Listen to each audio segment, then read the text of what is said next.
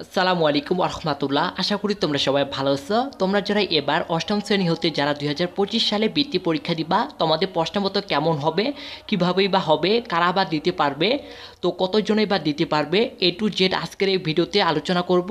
আজকে শিক্ষা মন্ত্রণালয় থেকে একটা আপডেট এসেছে, আমরা সেই আপডেটটাকে তোমাদেরকে সম্পূর্ণ পড়ে শোনাচ্ছি।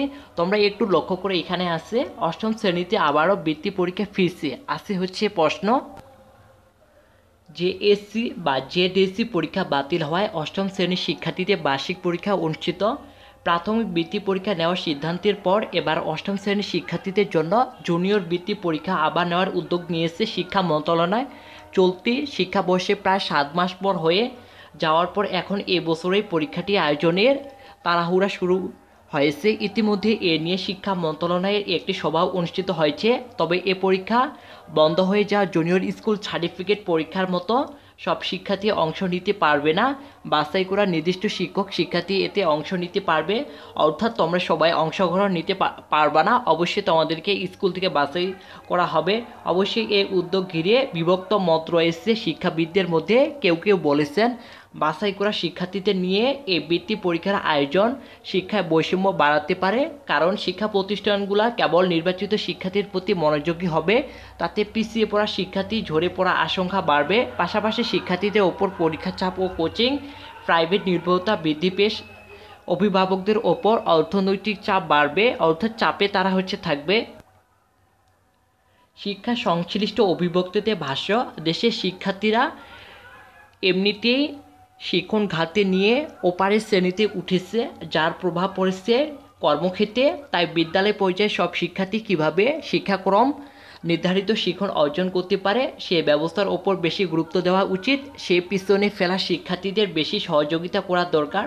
আর মেধাবীদের পুরস্কার আরও নানাভাবে দেওয়ার সুযোগ রয়েছে। পরীক্ষার্থীদের একমাত্র উপায় নয়, তাই বিদ্যালয় পর্যায়ে সামগ্রিকভাবে শিক্ষার গুণগত মান কীভাবে উন্নত করা যায় সে বিষয়ে কার্যকর উদ্যোগ নিতে হবে। এ বিষয় নিয়ে শিক্ষা মন্ত্রণালয়ের কর্মকর্তারা এখনই নাম প্রকাশ করে তারা বলতে চান না। নাম প্রকাশ না করার শর্তে একজন দায়িত্বশীল কর্মকর্তা প্রথম আলোকে বলেছেন, জুনিয়র বৃত্তি পরীক্ষা নেওয়ার বিষয়টি প্রক্রিয়াধীন, এখনও চূড়ান্ত হয়নি, কয়েকদিনের মধ্যে চূড়ান্ত হবে বলে জানিয়েছে তারা। 2010 সালে পৃথকভাবে জুনিয়র বৃত্তি পরীক্ষা নেওয়া হতো। এখন এই জায়গা নেয় জুনিয়র স্কুল সার্টিফিকেট জেএসসি পরীক্ষা, যেখানে সব শিক্ষার্থী বৃত্তির জন্য প্রতিযোগিতায় অংশ নিতে পারত। কিন্তু 2010 সালে চালু জেএসসি পরীক্ষাকে ঘিরে কোচিং প্রাইভেটের প্রবণতা ব্যাপকভাবে বেড়ে গিয়েছিল। কিন্তু 2020 সালে করোনা সংক্রমণ পরিস্থিতির কারণে এ পরীক্ষা বন্ধ হয়ে যায়। তারপর নতুন শিক্ষা ক্রমের রূপরেখায় বিবেচনা আর পরীক্ষা নেওয়া হয়নি।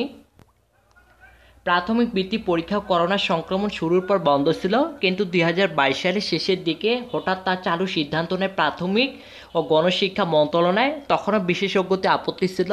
পরে সেই পরীক্ষার ফলাফল নিয়ে ভুল অসঙ্গতি বিভ্রান্ত তৈরি হয়েছিল। এরপর 2023 সালে আবারও পরীক্ষা নেওয়ার সিদ্ধান্ত হলেও তা বাস্তবায়িত হয়নি। বর্তমানে প্রাথমিক স্তরের বৃত্তি পরীক্ষার আবার চালু হচ্ছে। এরই ধারাবাহিকতায় এবার অষ্টম শ্রেণীর পরীক্ষা ঘিরে আনার তোড়জোড় চলছে। এ লক্ষ্যে 20 জুলাই শিক্ষা মন্ত্রণালয়ের মাধ্যমিক উচ্চ মাধ্যমিক বিভাগের একজন অতিরিক্ত মহাসচিবের সভাপতি অনুষ্ঠিত এক সভায় জানানো হয়, এবছরে জুনিয়র বৃত্তি পরীক্ষা নেওয়া হতে পারে। তবে পরীক্ষাটি কারা নেবে সেই সিদ্ধান্ত এখনও চূড়ান্ত হয়নি। আগে এ পরীক্ষার পরিচালনা করত মাধ্যমিক উচ্চ শিক্ষা অধিদপ্তর মাউসি। অন্যদিকে জেএসসি পরীক্ষা নিয়েছে শিক্ষা বোর্ড। এখন দুই পক্ষই পরীক্ষা পরিচালনার দায়িত্ব নিয়ে ঠেলাঠেলিতে রয়েছে। জেএসসিতে পরীক্ষা চালুর আগে জুনিয়র বৃত্তি পরীক্ষা মাউসির আঞ্চলিক পর্যায়ের মাধ্যমে এ পরীক্ষা হতো, কিন্তু 2010 সালে জেএসসি পরীক্ষা অনুষ্ঠিত হচ্ছে শিক্ষা বোর্ডের অধীনে। যেহেতু বোর্ড সার্টিফিকেট নেওয়ার পর আইনি প্রতিষ্ঠা, সেই জন্য তারা এ পরীক্ষা নিত। এ অবস্থায় শিক্ষা বোর্ড বলছে বৃত্তি পরীক্ষা মাউসির অধীন হোক, কিন্তু মাউসি বলছে এ পরীক্ষা তাদের অধীনে নেওয়া কঠিন, তাই জেএসসির মতো শিক্ষা বোর্ডের অধীন ও পরীক্ষা হোক। অষ্টম শ্রেণী কত শতাংশ শিক্ষার্থী এই বৃত্তি পরীক্ষা দেওয়ার সুযোগ পাবে সেটি এখনও চূড়ান্ত হয়নি। তবে প্রাথমিক বৃত্তির মতো 40% শিক্ষার্থীকে জুনিয়র বৃত্তি পরীক্ষায় অংশ নেওয়ার মতন সুযোগ বিষয়ে আলোচনা চলছে। জানতে চাইলে ব্র্যাক বিশ্ববিদ্যালয়ের ইমেরিটাস অধ্যাপক মঞ্জুর আহমেদ প্রথম আলোকে বলেন, সার্বিক শিক্ষার উন্নয়নের জন্য বৃত্তি পরীক্ষা সহায়ক নয়। এতে কেবল কিছু ভালো শিক্ষার্থী পরীক্ষা দেবে এবং তারা পুরস্কার পাবে। এই পরীক্ষার মাধ্যমে শিক্ষকেরা নির্দিষ্ট সংখ্যক শিক্ষার্থীর ওপর মনোযোগী হবেন। অন্যদিকে অবহেলা হতে পারে। এটি চালু করে শিক্ষার বিদ্যমান সমস্যার সমাধান না করে বরং সমস্যাকে ঠেলে রাখার জন্য কি না সেই প্রশ্নও আসে। তাই গরিব ও পিছিয়ে পড়া শিক্ষার্থীদের সমস্যা বিবেচনা করে আরও কিভাবে সহযোগিতা করা যায় সেটি বিবেচনা করতে হবে। শিক্ষা প্রতিষ্ঠানের সব শিক্ষার্থী যাতে ভালো করে শিখতে পারে সেজন্য উপযুক্ত পরিবেশ তৈরি করতে হবে। আশা করি তোমরা সবাই বুঝতে পারছো। অর্থাৎ আমরা এখান থেকে বুঝতে পারি যে আমাদের এই পরীক্ষা কিছু সংখ্যক শিক্ষার্থীদের জন্য হতে পারে।